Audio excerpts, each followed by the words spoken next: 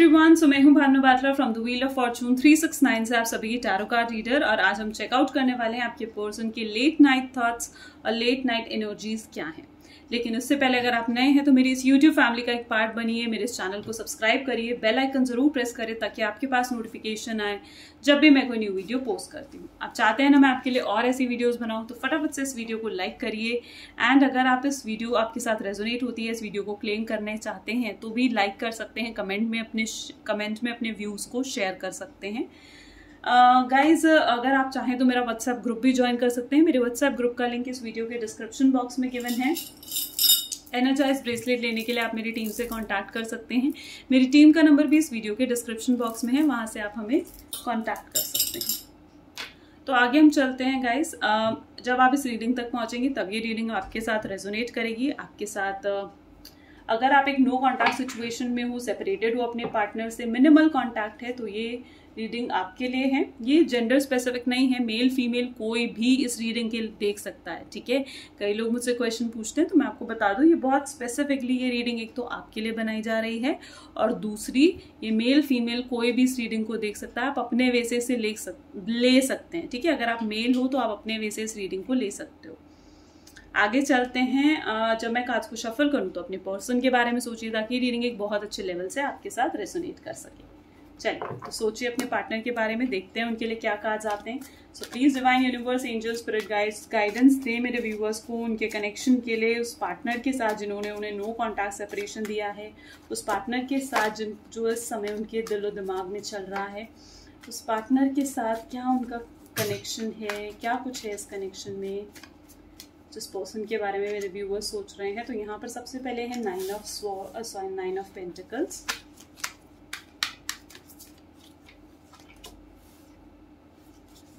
Four of wands, queen of pentacles,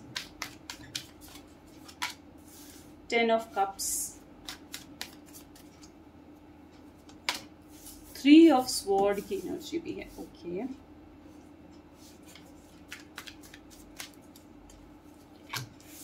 6 of swords,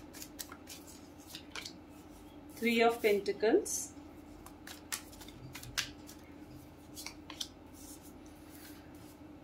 4 of pentacles,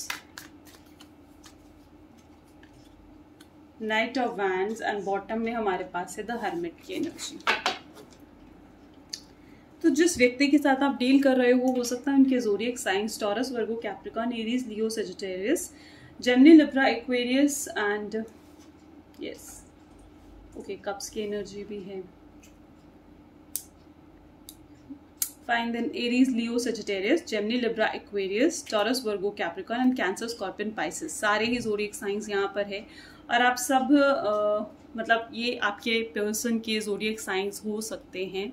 जो number यहाँ पे prominent है मैं वो भी आपको बता देती हूँ, 9413 एंड 94136। 94136 में भी ये नंबर्स आप लोगों की डेट ऑफ बर्थ में आते हो या फिर ये मंथ्स हो सकते हैं जो आपके लिए स्पेशल हो।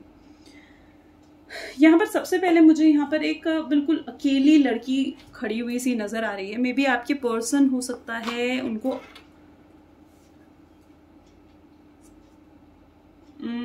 मे बी वो शायद एक सिंगल पेरेंट के चाइल्ड हैं, ठीक है, और उन्होंने बहुत कुछ है जो अपने चाइल्डहुड में देखा है। ऐसी कुछ एनर्जी भी मुझे यहाँ पे देखने को मिल रही है। मे बी देखिए जितना पार्ट यहाँ पे रेजोनेट करेगा ना उतना रखना है, जो पार्ट रेजोनेट नहीं कर रहा डेफिनेटली आप उसे स्किप कर सकते हो। लेकिन यहाँ पर जो मुझे दिख रहा है जैसे आपके जो पर्सन है ना, ठीक है, वो सिंगल पेरेंट के थ्रू पले बड़े हैं, ठीक है। मे बी शायद वो अपनी मॉम या सिर्फ अपने डैड के साथ रहे हैं, ठीक है। सिंगल पेरेंट ने उन्हें पाला है और उन्होंने बहुत कुछ अपने चाइल्डहुड में देखा है। और वही एक नेचर हो जाता है ना पर्सन का, जो भी वो चाइल्डहुड में अपने देखते हैं ना वो उनके सबकॉन्शियस माइंड में एंटर हो जाता है। ये हम सबके साथ है ना, हम सबके साथ है। हम जो कुछ भी हमने अपने पास्ट में देखा है वो चीज़ें आपको बहुत ज़्यादा अफेक्ट करती हैं।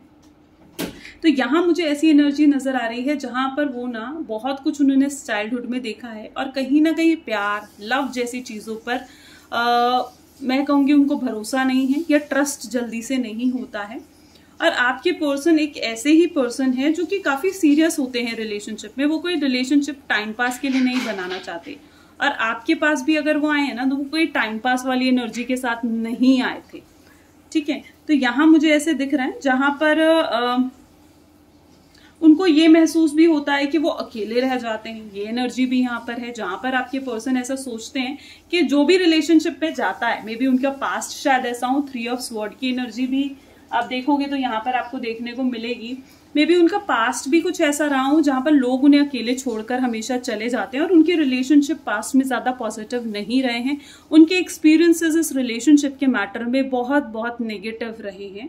तो कहीं ना कहीं वो ट्रस्ट इश्यूज, उनके ट्रस्ट फैक्टर उनके साथ ऑलमोस्ट रहता है, लेकिन ट्रस्ट फैक्टर तो लेता है, लेकिन वहीं मुझे ये चीज भी नजर आ रही है जैसे वो ना एक्सप्रेसिव नहीं है। 3 ऑफ पेंटिकल, कम्युनिकेशन यानी एक्सप्रेसिव ज्यादा ना होना, आपके पर्सन आपसे ज्यादा एक्सप्रेसिव होकर प्रॉपरली आपको नहीं एक्सप्लेन कर पाते हैं कि वो आखिर चाहते क्या है, या प्रॉपरली खुल के आपसे नहीं कह पाते हैं भैया मैं तुझ पे ट्रस्ट नहीं करता हूँ और मुझे तुम प्रूफ दो और समथिंग लाइक दैट।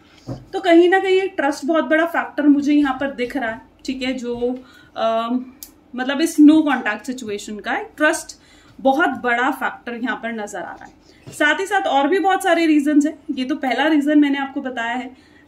सेकेंडली उनको वो जिस हिसाब से आपको एक्सप्रेस नहीं कर रहे हैं या जिस हिसाब से आपसे कांटेक्ट नहीं बना रहे हैं, तो उसके भी बहुत रीजन हो सकते हैं। May be third party situation हो सकता है, मे बी ये रीजन भी हो सकता है कि वो शादीशुदा हैं, उनके बच्चे हैं और उन्हें इस समय पर सही नहीं लगता कि वो आके आपसे कांटेक्ट करे, ठीक है। तो ऐसी एनर्जी भी मुझे यहाँ पर देखने को मिल रही है जहां पर वो फैमिली भी इन्वॉल्व है। तो ये एनर्जी भी कहीं ना कहीं यहाँ पर है। मेनली मैं ये कहूंगी कि शादी ना एक बहुत बड़ा फैक्टर है। अब वो आप बहुत अच्छे से समझ पाओगे कि शादी एक बहुत बड़ा फैक्टर है इस नो कॉन्टैक्ट सिचुएशन का।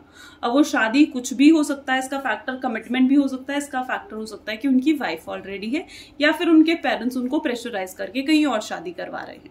तीनों एनर्जीज यहाँ पर हो सकती हैं। तो मुझे यहाँ पर ऐसे दिख रहा है जैसे उनको ना अगर आपसे कांटेक्ट करना है, आप तक पहुंचना है, तो उनको बीच में बहुत बड़े बड़े डिसीजंस लेने पड़ेंगे।